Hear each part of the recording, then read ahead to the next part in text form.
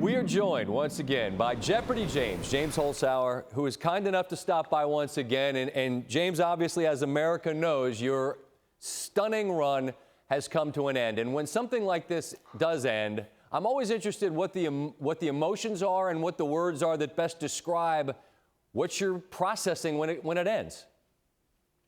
I guess you could call it bittersweet. You know, I'm very happy for the journey.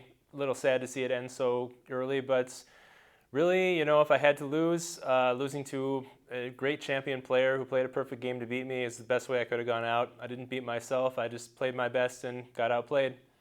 Now, you mentioned keeping things above board. I just laugh that nobody, James, is willing to believe anything just happens in life. And there's these conspiracy theories that abound. How do you react to these sort of, I think, ridiculous sort of suggestions?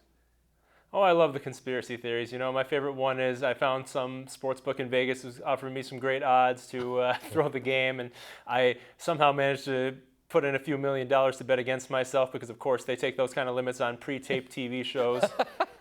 I know that you're a consumer and a fan of our show, which I really appreciate. So I presume you know I actually spoke about you in the segment One Big Thing about how GMs in sports, Billy Beane of the A's, notably talking about how your mind is coveted in the sports world. Now that you're free to pursue whatever, what interests you most about a potential life in sports?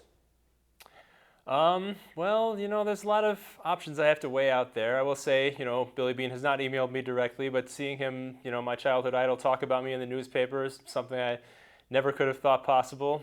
I have to make a lot of tough decisions in the time coming up, and, you know, this was the dream 10 years ago, and it could still be the dream today under the right circumstances, I would say. Well, given that you are at your heart and your soul and your core a sports gambler, and given that now you're, you know, sort of just left with things to ponder, I'd ask you this: with the Stanley Cup final at 2-2 and with the NBA final at 1-1, you want to whip up a parlay for your boy Scotty here? I mean, I didn't win a couple $1 million bucks. Like, who do you like coming out of the NHL and NBA playoffs?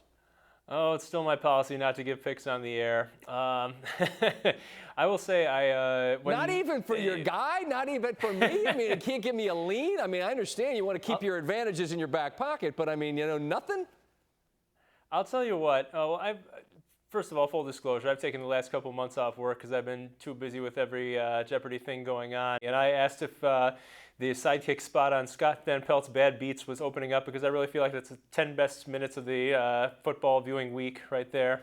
Well, we could probably make room, but if you have to, I'll just say this. If they tell you you have to fight Stanford Steve, tell him no thank you, because that is a big man. And you could beat him at Jeopardy, but you're not going to beat him if it comes to, like, you know, hand-to-hand combat. But listen, we'd be happy to have you back at any time. You don't want Steve. I promise you that. But last thing here, indulge me this, because look, I appreciate your kindness about our show, but the whole world wanted to talk to you, and you said you wanted to talk to us here on the show. Why are we the lucky ones? Why here?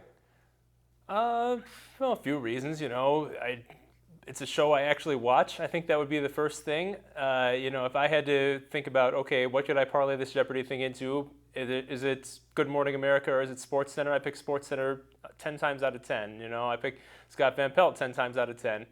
I guess, you know, it's a forum for sports and gambling, you know, things that actually interest me.